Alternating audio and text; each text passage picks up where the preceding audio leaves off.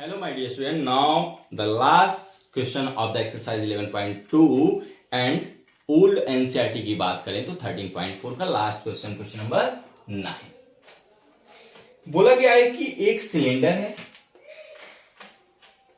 और उस सिलेंडर के अंदर एक बॉल को रखा गया है। ये कुछ सिलेंडर है कुछ इस तरीके का, ठीक है।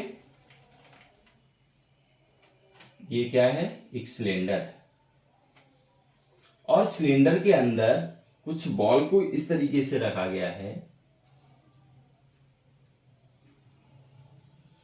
इस तरीके से। ये क्या है? बॉल रखी गई है, ठीक है।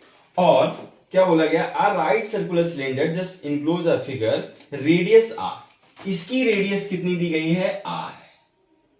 इसकी रेडियस आर है, मींस अगर हम इस पॉइंट को लें तो इसकी रेडियस भी कितनी होगी? आर ही होगी। अगर सिलेंडर की रेडियस आर है तो इस सर्कल की रेडियस, स्फीयर की रेडियस भी कैसी होगी?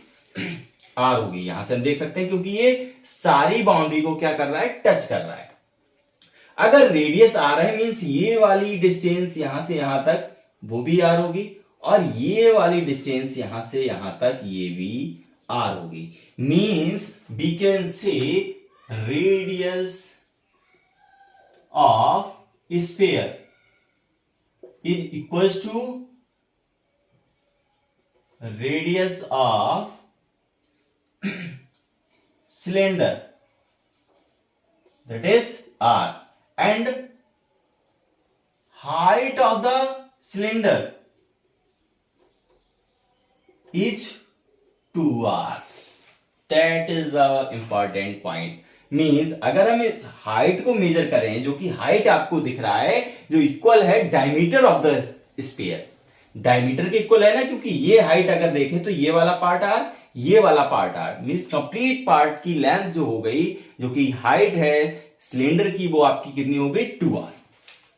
फिर हमें क्या क्वेश्चन फर्स्ट पार्ट में हमसे फाइंड आउट करना है? Find the area of sphere. Sphere का area means 4 pi r square, means यही हो जाएगा area of sphere, surface area of sphere 4 pi r square, क्योंकि रेडियस हमने आर दी है। यही आर आ गई ना, रेडियस ऑफ सिलेंडर और रेडियस ऑफ स्फीयर, इसलिए 4 pi r square. Curve surface area of the cylinder, curve surface area of cylinder formula होता है हमारा 2 पाई R H. 2 pi R H that is the curve surface area of cylinder. अब एक चीज देखिए, 2 पाई are, अगर इस हाइट की बात करें तो हाइट अभी आपने फाइंड आउट करी कि height of the cylinder in the terms of radius will be 2r। Means height की बात करें, हाइट किसके बराबर है? डायमीटर के, किसके? स्फीयर के डायमीटर के इक्वल है, तो 2r। तो यहां से अगर हम मल्टीप्लाई करें तो ये हमारा हो जाएगा 4 पाई आर स्क्वायर। ये क्या गया? Curve surface area of cylinder. Third part में रेशियो निकालना है हमें, first part upon second part, इन दोनों का रेशियो निकालना है। तो ये भी फर्स्ट पार्ट का answer 4 pi r square upon 4 pi r square, so answer will be 1:1। That is the answer of question number 9 of this exercise 11.2। ठीक है। सबसे पहले हमने फिगर में देखा कि ये सिलेंडर की रेडियस हमको गिवन थी। सिलेंडर की रेडियस की हेल्प से हमने फाइंड आउट कर ली कि ये वाली डिस्टेंस जो कि बाउंड्री टच कर रहा है स्फीयर, ऑल बाउंड्री, चारों तरफ की बाउंड्री टच कर रहा है, तो इसका मतलब क्या हुआ? उसके सेंटर से अगर इसके बॉल तक आ जाए तो हम देखेंगे कि ये भी इसकी एक रेडियस होगी, तो ये रेडियस इसके बराबर आ गई। मतलब ये क्लियर हो गया कि स्फीयर की रेडियस जो है वो सिलेंडर के रेडियस के बराबर है।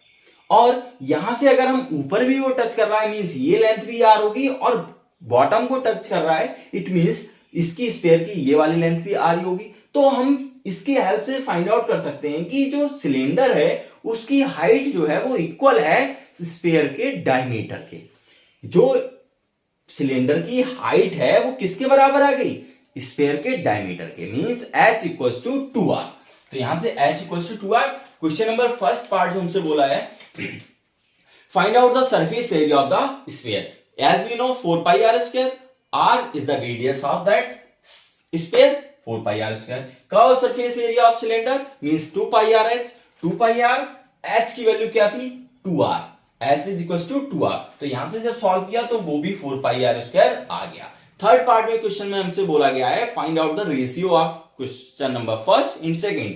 तो फर्स्ट में भी हमारा 4 pi r square आंसर आया, सेकंड में भी 4 pi r आंसर आया, means 1:1. That is the answer of question number 9. तो अब हम नेक्स्ट एक्सरसाइज में मूव करेंगे. तब तक के लिए thank you so much. Keep watching, keep supporting. Have a nice day.